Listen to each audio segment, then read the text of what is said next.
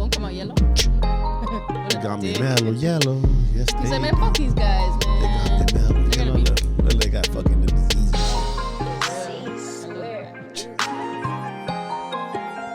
shit. Oh, gracias. Man. And that's action. What's up, guys? Oh, sorry. Go ahead. You might as well since No. I'm Joe. As always, Joe Vargas, and to my left, Maggie Duarte. Yeah. Okay, guys. So apparently our fucking producer, our producer. He's an editor, publisher. He said I have to smile more often. And I have to look at Maggie a lot. So I got out the way, dog. What are you saying that for? Anyways, yeah. Can I start it off with? Well, on Thursday we went to Compton. I hadn't been to an amateur show in about 4 years. It was my first time. I didn't realize like how it. Now you got to register online to pre-match. And I heard some of the old school trainers, like my boy Chris Martin from Azteca. They do it the old-fashioned way, like the way I'm used to. Like you call the coaches, you pre-match them. But I guess nowadays, and I don't even know the name of this website, you go on there, put your fighter's info, they match you up, and then the people could say yes or no. I'm like, damn, everything that wasn't allowed before back in the days. Yeah. No parents back there, just coaches, where you make the fight list. That's over with now. Parents know everything who the kid's fighting. That's crazy because... In a way, it's good because it's their kids speaking for a parent, but for a coach, it's like, no. But doesn't that kind of invite cherry picking a little bit more? To the fullest? To the fullest. To the maximum?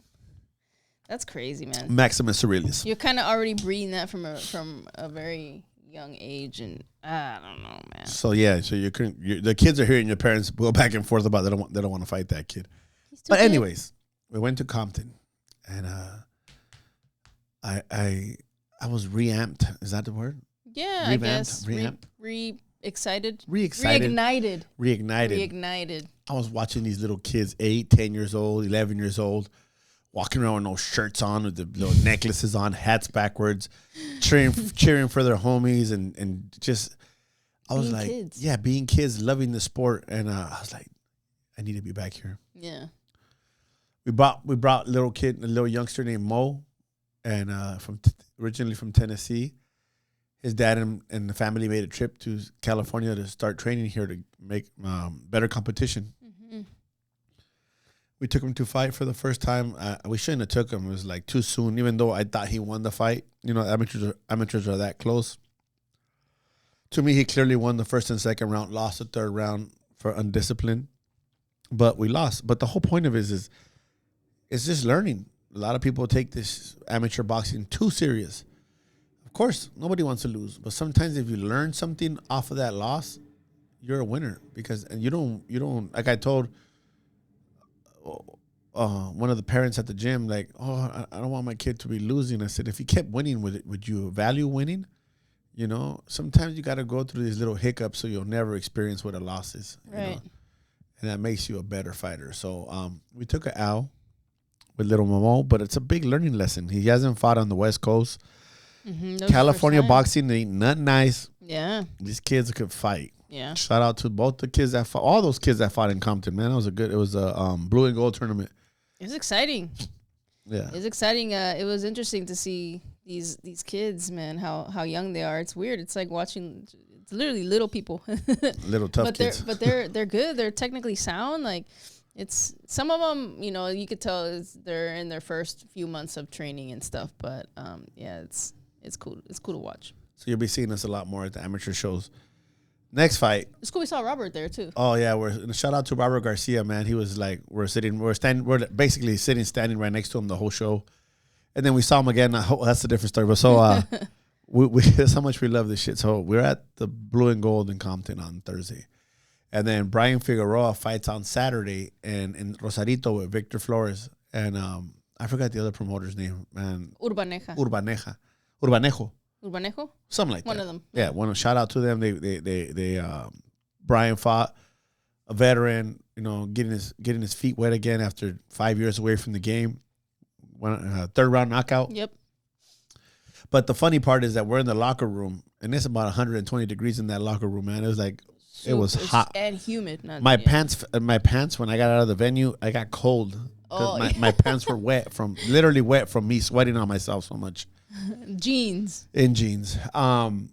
Bryan Figueroa pulled out a third round knockout. Yes, third round KO. The referee stopped it. It was good. But we're in the locker room, and Robert Garcia's in the locker room, and it goes to show you, like, I see some coaches out there who fought one time in Vegas, and all of a sudden they don't want to go to small fights. They're too big. And I see Robert, on the largest scale, the biggest fights, and he's at the amateur shows. Robert Garcia's at the small shows in Tijuana and Rosarito. He understands what it takes to develop fighters. So coaches, never think you're too good to be at a show anywhere. Seeing Robert at every show, on those 2 shows that we were at, it kind of made me like, damn, I made me want to thirst for this more. Right. Because sometimes our ego gets in the way. Like, man, I'm not going to fight in Tijuana no more, bro. Like, sometimes you got to do what you got to do. Yeah. To have an opportunity to win fights. Right. You got to realize, too, sometimes, why not? I think it's smart to not overwhelm yourself with too many, like having your hands too full. But it's good to have now looking like hindsight, right? It's always what they say, 2020 or whatever. But it's good to have these younger fighters because they're eventually, these kids, they want to go pro, and it's like we just kind of keep cycling. It's like us right now. We just adopted like 3 more new young men. Yeah. We got 1 on the way. We got 2 already here. Yeah. 4 now. You got to have a farm league. Yep. You got to have a farm league, and and it helps you. It helps you as a coach. Developing young fighters gives you more arsenal for the older fighters with more experience. Sometimes the little basic stuff that you're teaching the first guys that are kind of new will help carry on with the experienced guys. Yes, and absolutely. It keeps you humble. Yeah, for me, I have to switch my brain and remember that the young kids still don't know a lot of the stuff that the pros do, So sometimes it's easy to expect for them to know certain things, but it's cool because it does remind you of the basics and the shit that's really important. Yeah. Yeah. So congratulations, Bryan. Congratulations, Mo. Even though you didn't get that win, you're learning. Yeah. He has fun. He had fun, and he's back in the gym. We're grinding. I'm sure Bryan will be back in the gym grinding.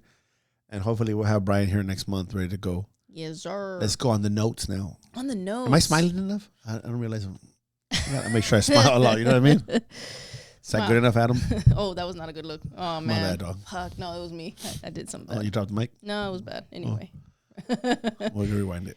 It was a pause moment. Anyway. All right. So, yeah, I have like a few little subjects. See if we can have fun, discussing them. I think you Can I interrupt when you're doing it, or do I have to be quiet? Yeah, nah, okay, just making sure. Whatever, whenever, bro. All right, first one. How natural does fighting come to humans?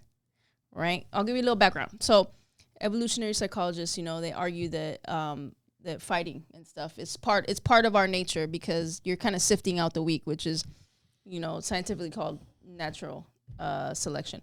So, but if you think about it, think about the artwork that's on cave walls. You have like little dudes with spears and they're fighting each other, because you got to think about back then it was more of a survival mechanism. You're worried about losing resources or your environment or things like that. You know what I'm saying?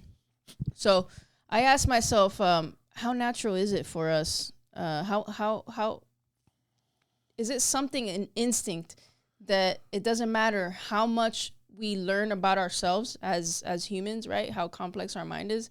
Will we still always be like go back to barbarian times and just fight each other? Yeah, I think when we lose our cool, we go back to that. Yeah. Fighting is just that. Fighting is so natural to everybody. Mm-hmm. You could fight 2 ways. You could fight to survive, or you could fight to fucking pillage and raid. Right. You just take over. So we made it a sport. Right.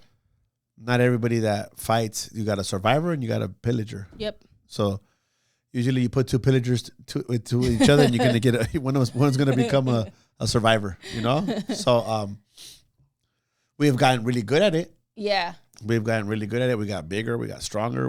But I still think the recovery is not the same right now. Right. No, and it's. I think that'll always be that way. I don't know if I can't see humans eventually advancing so much that, or maybe because we don't. I think we still don't know the potential of what our mind can do. But imagine if we could recover so fast, like a broke. Because you know how some animals, like you chop off their tails and stuff, and it grows back. Yeah. Like if a broken bone, it'll heal like in 2 seconds. That'd be crazy.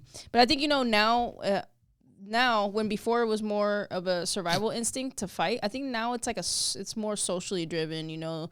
Like a threat against your values and principles and what's morally right and wrong. You see people fighting each other a lot over stuff like that. So I think because of that shift, I think later on in the future it'll probably be about something else. Yeah. It's all. I think that's always going to be present. Prevalent. Yeah, you made the big words. I get stuck. I got turtle on his back. But yeah, that's it. I didn't want to like touch on that. Just a thought that came to my mind. I'm like, how not? I did a fake smile right now, like.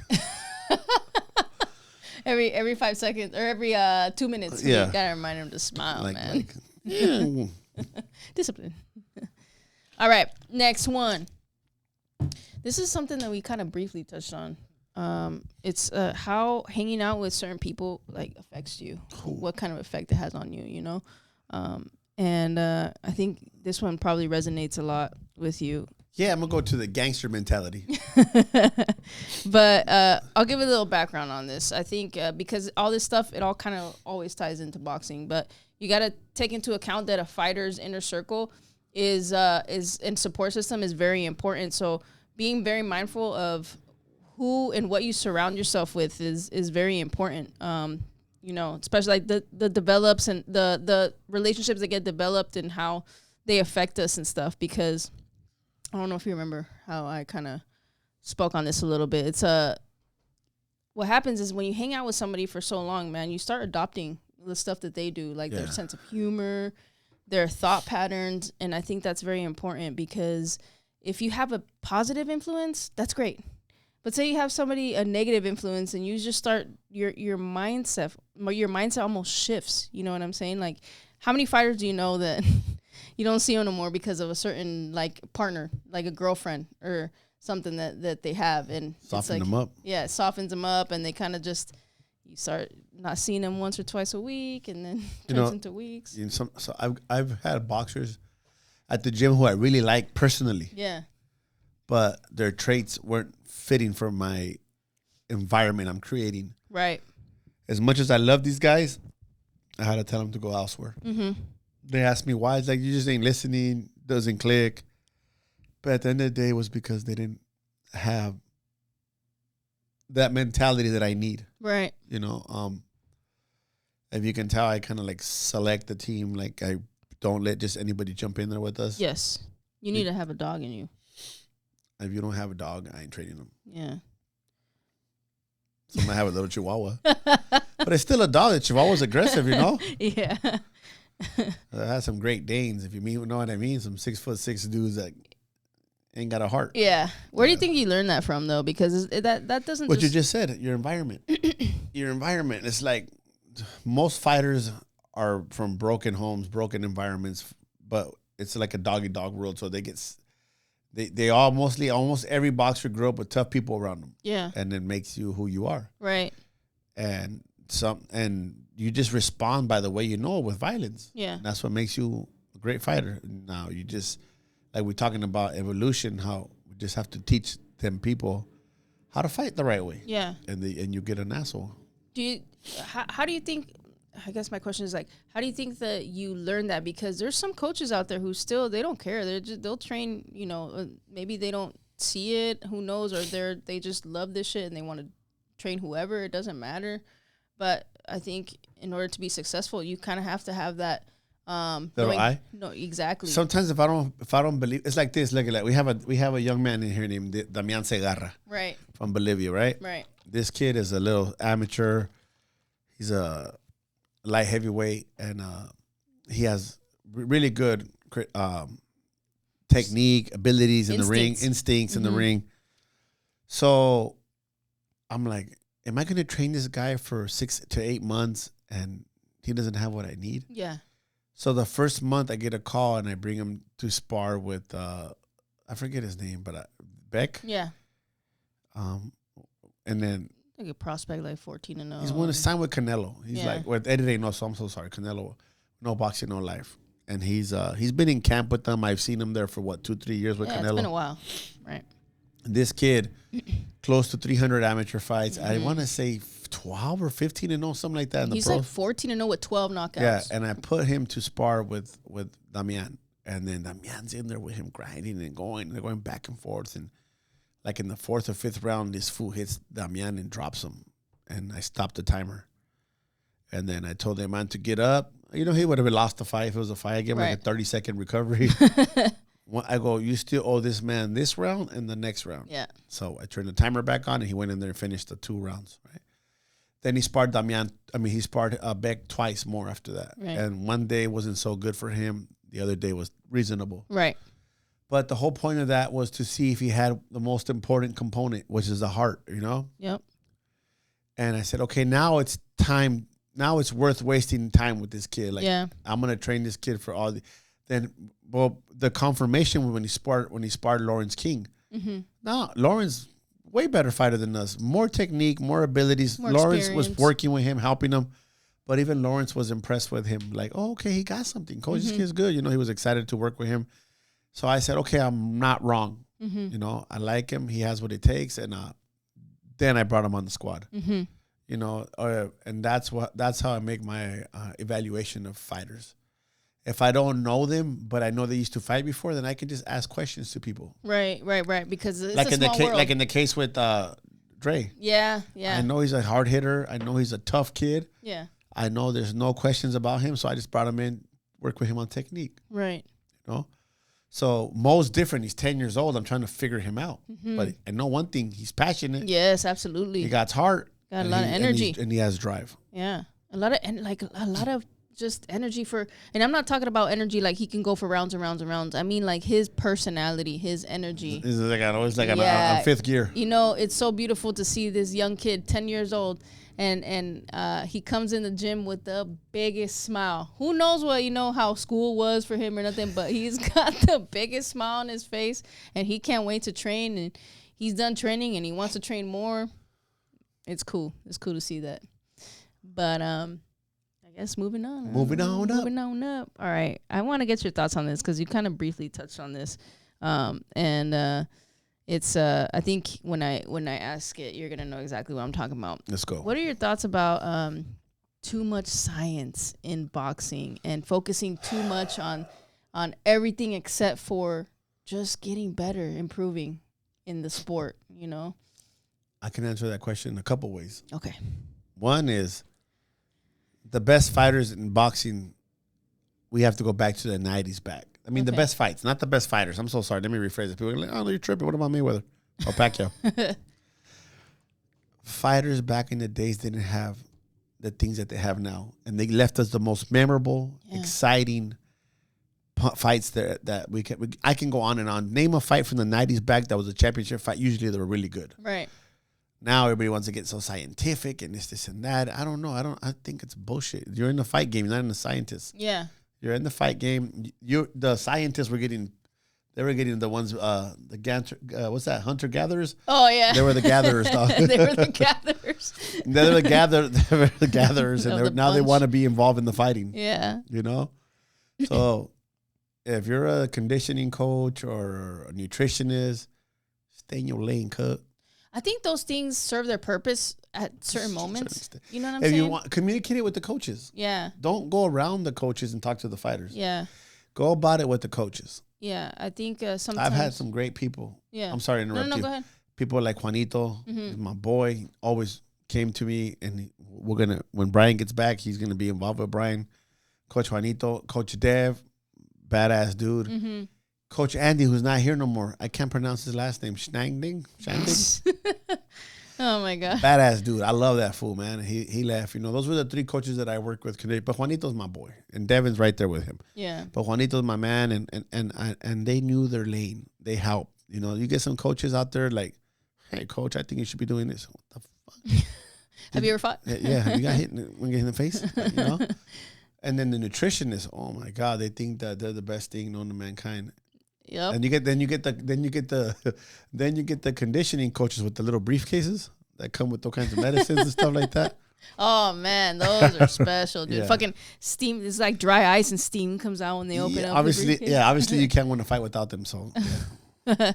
There's certain times where, okay, a nutritionist, I understand sometimes, there's stubborn weight that won't come off. Okay, get yourself a little nutritionist and they'll help you cut the weight. But that's about as far as it goes. One day, Maggie, there was a nutritionist and there was a fighter. Yeah.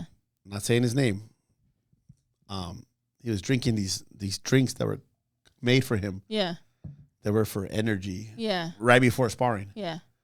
And I said, hey, I asked the fighter, I took the liberty to ask him, I said, why are you drinking that for? Yeah.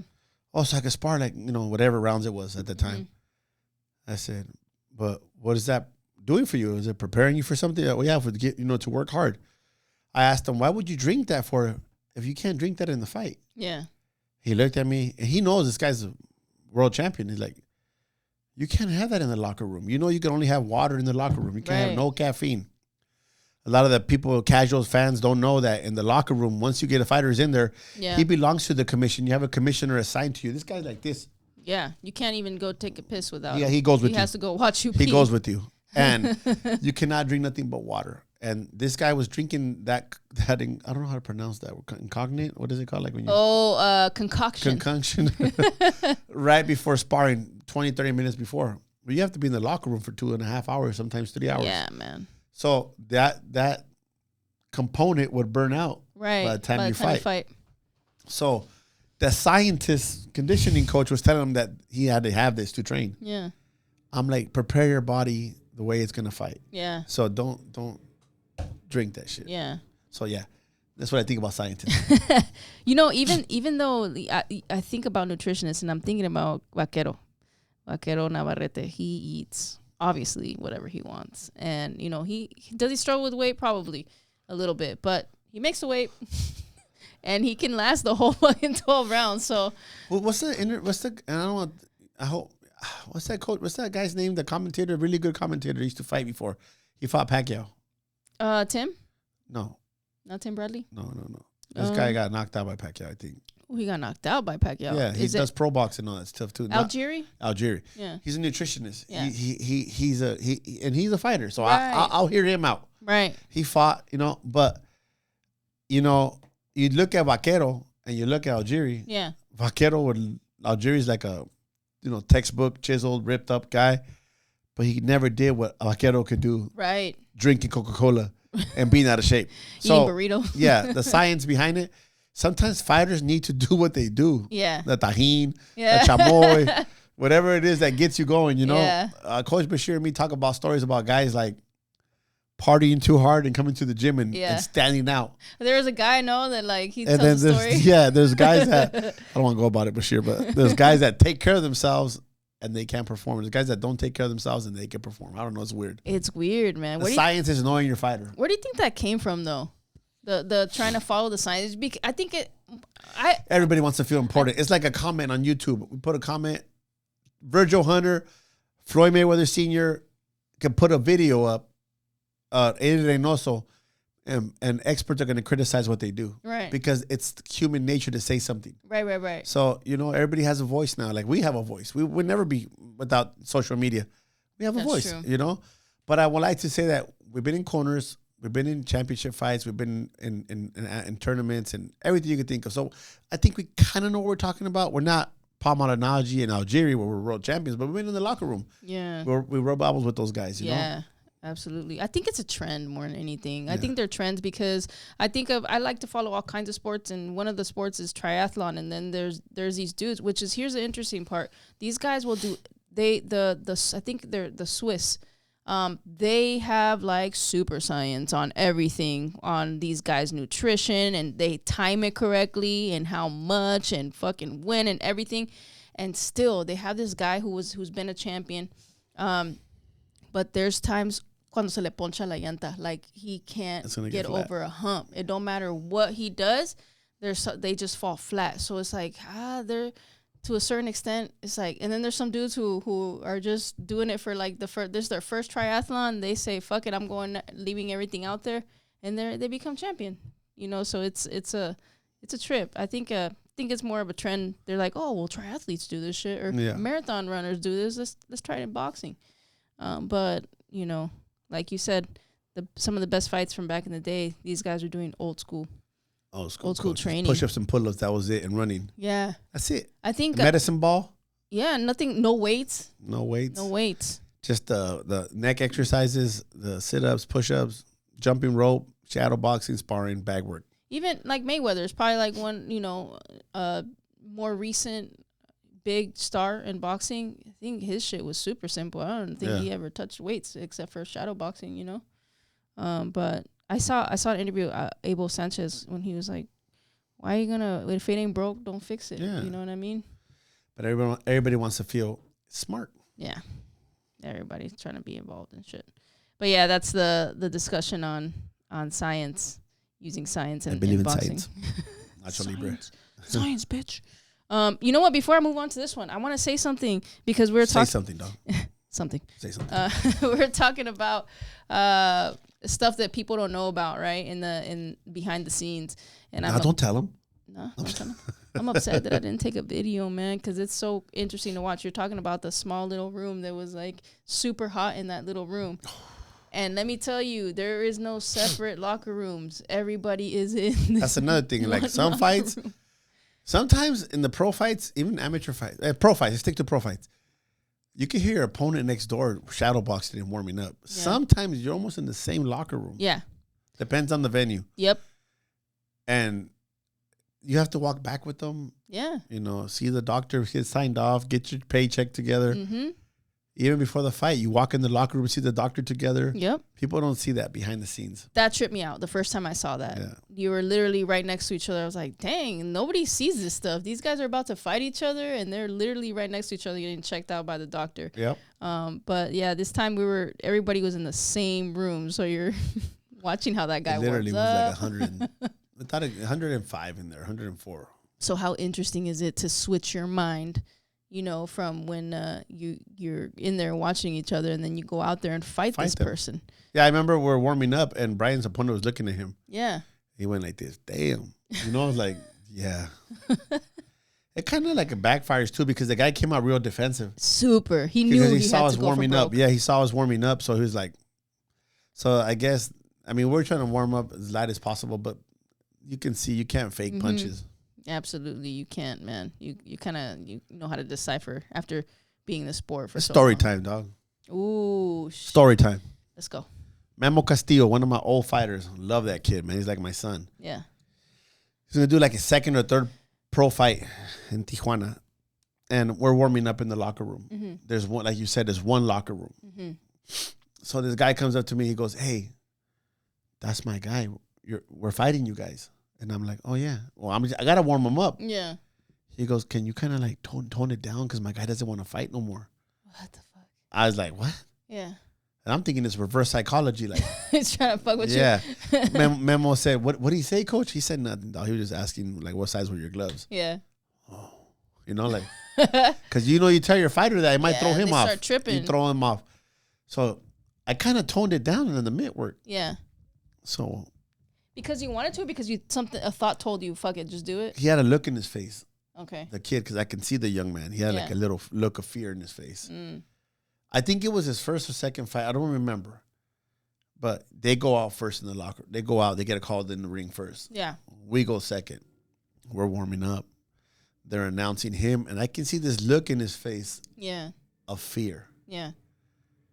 And I'm like, as a coach, I'm thinking this is gonna be bad. Either he's gonna come out swinging and we're gonna get caught. Mm-hmm. It's not bad. But we have to be very cautious, right? You know, because this guy is when a scared fighter or a fearful fighter is very dangerous. It's still very dangerous, yeah. But he had a look of panic, not of fear. It's kind of weird, like almost like, and I hate to use this reference, but like almost like I'm about to die. Oh shit! You know that look? Yeah, I know what you mean. So when they start announcing us, I'm still looking at the other corner because now my eyes are captive to that moment. I'm like, what the fuck am I looking at? And the coach is trying to put the mouthpiece in his mouth. He doesn't want it. Oh my God! Like trying to feed a baby, he don't. Yeah, want he don't want the mouthpiece. And he just like, no, and I couldn't hear what they were saying because they're opposite corner, you know? So the referee calls us both up to the middle of the ring, and we go up. Yeah. And I can see him like grab my arm. He's like, no. And I'm like, shit. what? And he just gets out the ring.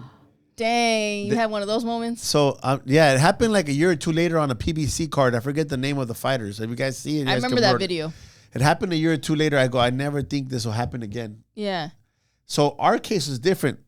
They never rang the bell because they called us to the center of the ring. He never came out. He never touched a glove, so they never ring the first official bell. So it wasn't even a win for us out of fear, like a fear. We had to be like FKO, fear knockout, you know? No, we didn't even get a decision or nothing. Not even a no contest, nothing. We didn't get nothing. So I was like, I thought I had seen it all. That's crazy. That video, it's like they ring the bell and he's like, all right, I'm out. I always wanted to ask him, but I don't even know who he is. His name, I don't even. He never boxed again. I've never seen him again, but I wanted to ask him. Not that I cared, but like, what happened? Right. Did they force you to fight? Mm-hmm. Did you take this fight on short notice? Did you get scared of the sound of the mitt work? Yeah. What was it that made him not want it? Because he got dressed. He got there. Right. What was it about him that they didn't want to? That's tough. Yeah. It's crazy to get forced to do this sport, honestly. Yeah. That's what I felt like. So the way they were talking to him.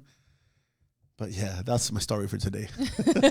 I think that's one of the things that you want to sift out too, whether they want to do this shit, because you really have to. But my eye was right. I saw fear. Yeah. I saw like panic. Yeah. Man, that's tough. I didn't know I've never heard this story before. I know it's a story that got my first time. Yeah, Memo Castillo will tag you on this one, dog. Man, how crazy. I thought that incident, I thought the video that you're talking about, I thought that was the only time that happened. No, it happened to us before that. Yeah.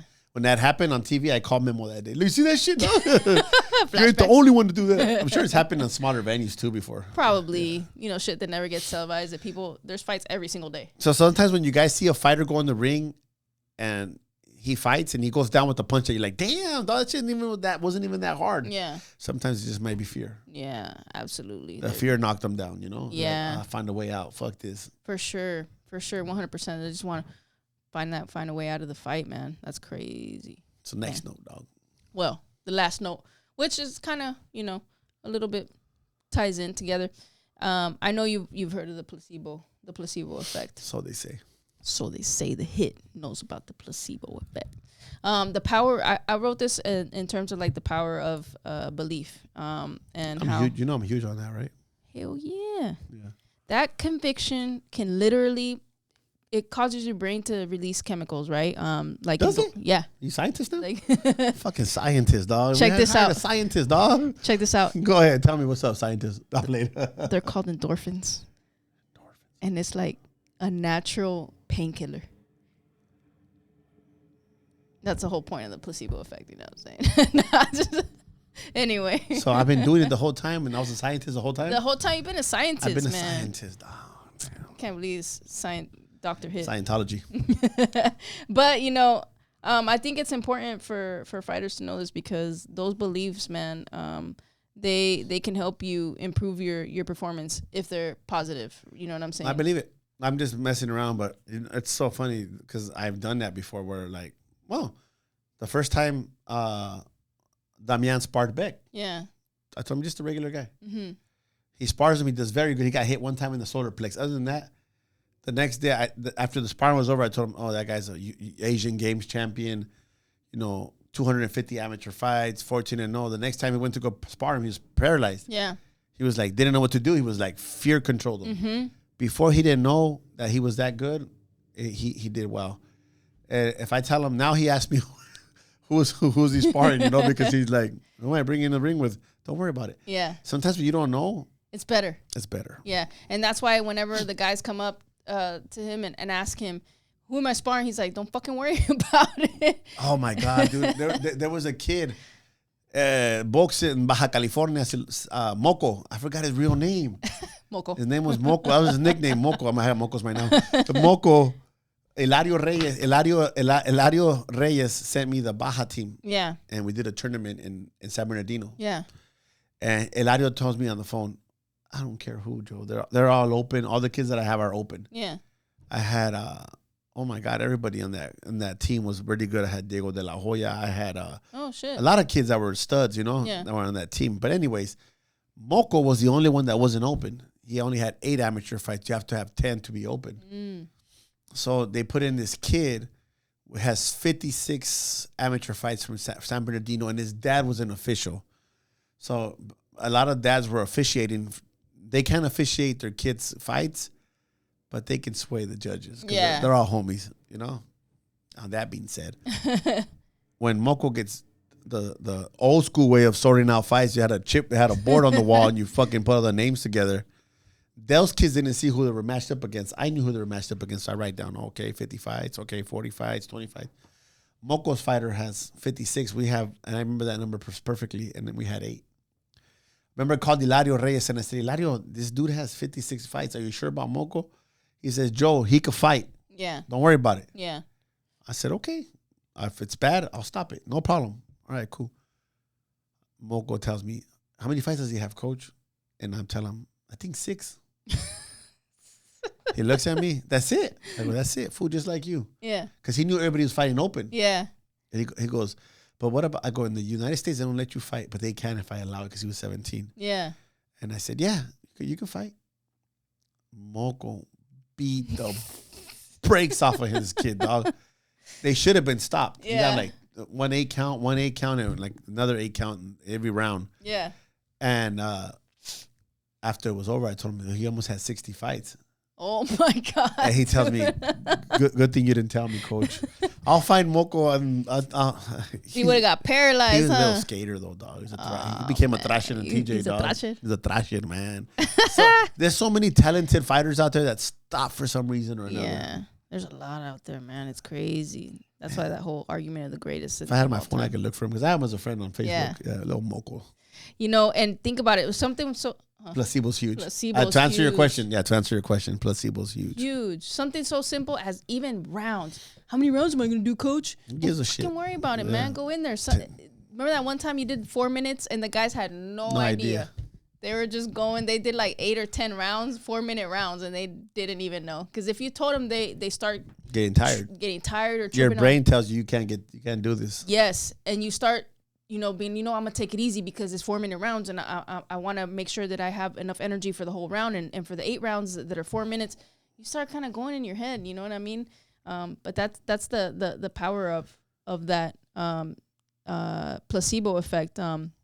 It influences the decisions that you make.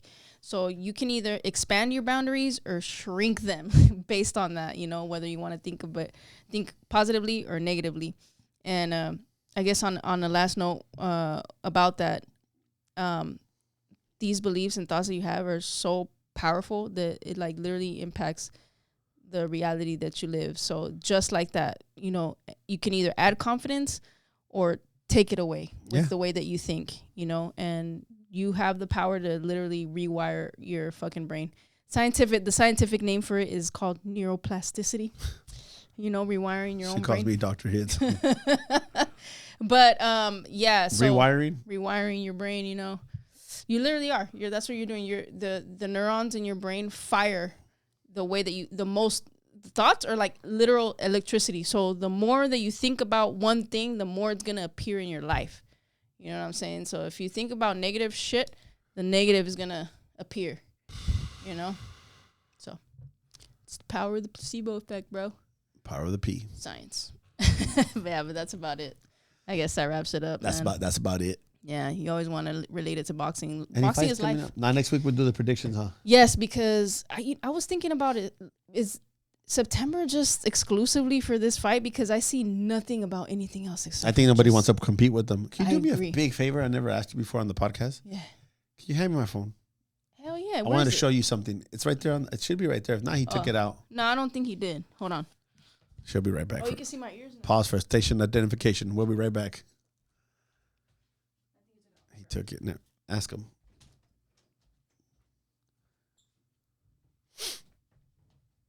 And we're back. Don't look at my ears, man. I was looking at some stuff, and I wanted to share this with you and the listeners. 2 things I want to share with you. I got the rankings from 1984. Ooh. Ooh, damn. That was before. It just came up on somebody's page. I forgot who it was.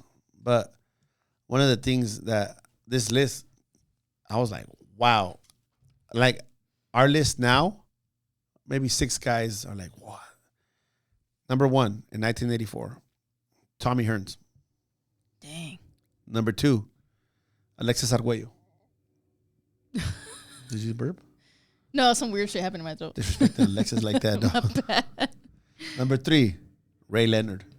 Oh my God, dude. Number 4, Wilfredo Gomez. Golly. Number 5, Larry Holmes.